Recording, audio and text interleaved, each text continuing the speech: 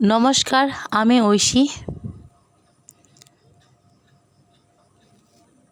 আমি আজকে আলুর চপ রান্না করব। তার জন্য আমি এই আলু নিয়েছি 3টা মাঝারি সাইজের। এখন আমি আলু সিদ্ধ করে নেব। চুলায় কড়াই বসিয়ে দিয়েছি, এখন আমি জল দিয়ে দিব।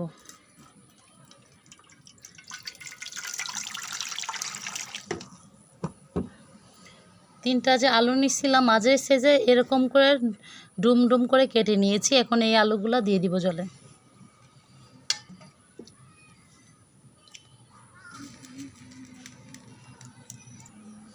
সামান্য পরিমাণ একটু লবণ দিয়ে দিব।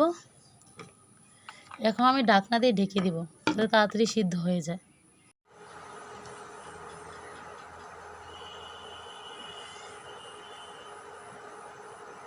গেছিলাম আমি যেহেতু আলুর চপ করব, তাই আলুর সাথে একটা ডিম দিয়ে দিলাম।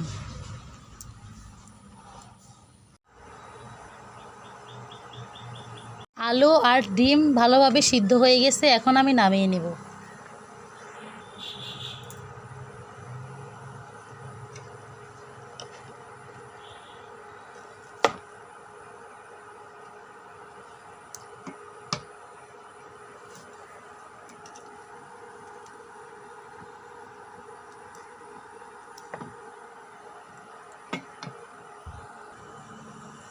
আলুগুলো নামিয়ে নিলাম, চটকে নিতেছি। যেহেতু অনেক গরম, আমি হাত দিয়ে চটকে দিতে পারতেছি না।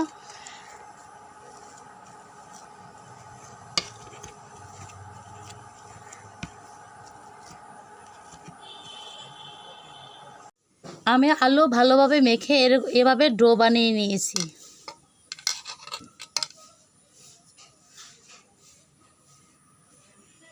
আলু ভর্তা মেখে নেব, তার জন্য আমি পেঁয়াজ কুচি দিয়ে দিলাম আর দিয়ে দিব কাঁচামরিচ।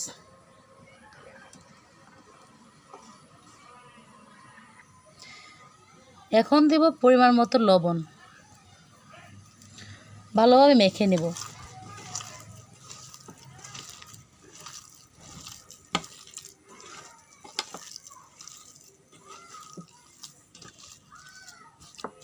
মেখে নিয়েছি।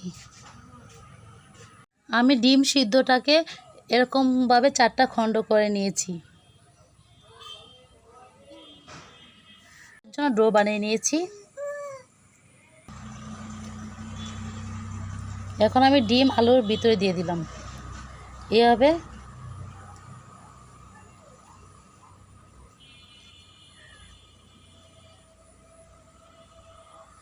চপের আকার দিয়ে দিলাম।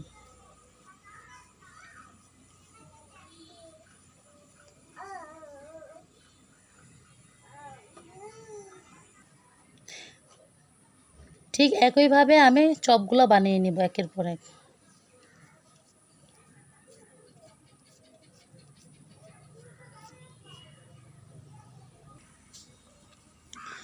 আমি চপ বানিয়ে নিলাম।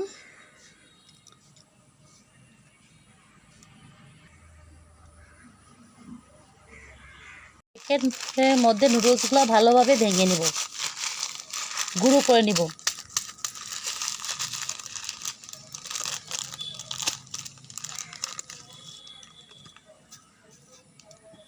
এই বাটির মধ্যে ঢেলে নিব।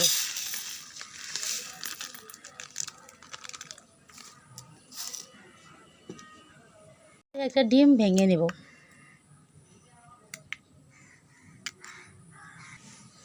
কুসুমটাকে আমি তুলে নেব। লক্ষ্য রাখতে হবে কুসুমটা যেন যাতে ভেঙে না যায়।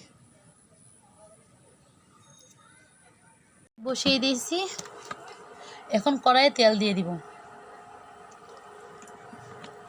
তেল গরম করে নেব। এদিকে আমার কড়াইয়ের তেল গরম হয়ে গেছে। তেলে ছাড়ার জন্য চপ রেডি করে নেব। চপটাকে ডিমের সাদা অংশের মধ্যে চুবিয়ে নেব। এভাবে চুবিয়ে নিয়ে এই নুডলসের গুঁড়ার সাথে মাখিয়ে নেব। তো চপের গায়ে নুডলসের গুঁড়া যাতে লেগে থাকে।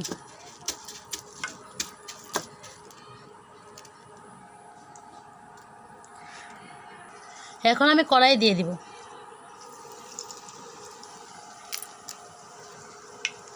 ঠিক একইভাবে আমি চপগুলো কড়াইয়ের তেলে ছেড়ে দিব।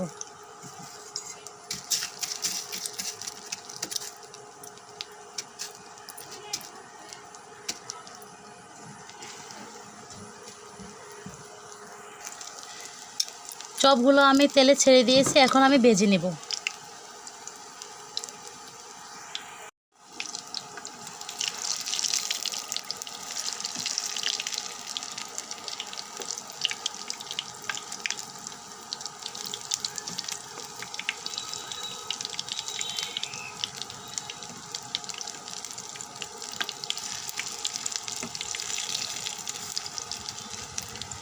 ভালো করে ভেজে নেব, লাল লাল করে।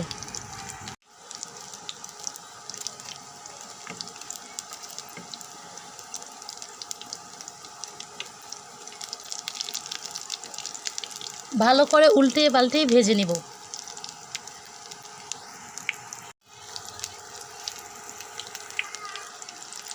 দেখুন ব্রাউন কালার এসে গেছে, একটু লাল লাল করে ভেজে নেব। আলুর চপ একটা মুখরোচক খাবার, দেখতেও সুন্দর দেখাচ্ছে। চপগুলো ভাজা হয়ে গেছে, এখন আমি নামিয়ে নিব। বাটিতে নামিয়ে নিলাম। সস দিয়ে খেতে জাস্ট অসাধারণ। আপনারাও বাসায় এভাবে ট্রাই করতে পারেন। আর অতক্ষণ আমার ভিডিওটা দেখার জন্য সবাইকে অসংখ্য ধন্যবাদ। ভালো থাকবেন।